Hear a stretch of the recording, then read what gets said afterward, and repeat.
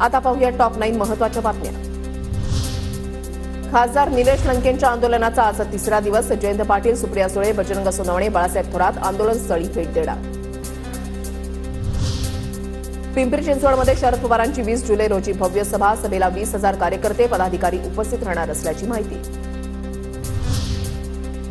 लातूर नीट परीक्षा घोटाळ्यामधील मास्टरमाइंड गंगाधरला अटक। नीट परीक्षेमध्ये गुणांमध्ये वाढ करण्याचे आमिष दाखवून फसवणूक केल्याप्रकरणी सीबीआयनं ठोकल्या बेड्या। पेपर फुटी विरोधातील कायदा विद्यापीठ पदवी परीक्षा 10वी-12वीच्या परीक्षांनाही लागू करण्याची मागणी। पुणे विद्यापीठाचे प्राध्यापक धनंजय कुलकर्णींचं मुख्यमंत्री शिंदेंना निवेदन। मुंबई क्रिकेट असोसिएशन ठाण्यामध्ये मोठं क्रिकेट स्टेडियम बनवणार। आमने इथे 50 एकर जागेवर 1 लाख क्षमतेचं स्टेडियम तयार होणार। एमएसआरडीसीनं जमिनीसाठी काढलेली निविदा एमसीएनं भरली।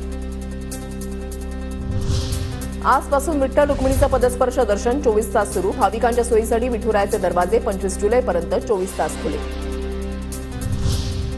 विठ्ठलाला थकवा जाणू नये यासाठी पाठीमागे कापसाचा लोड लावला जाणार। आजपासून 24 तास विठुरायाचं दर्शन भाविकांना घेता येणार।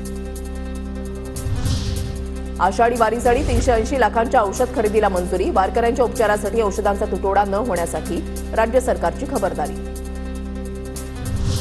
रायगड जिल्ह्यामधल्या 19 गावांना भूस्खलनाचा धोका। महाडमधील 9, पोलादपूरमधील 6 गावांना सतर्कतेचा इशारा।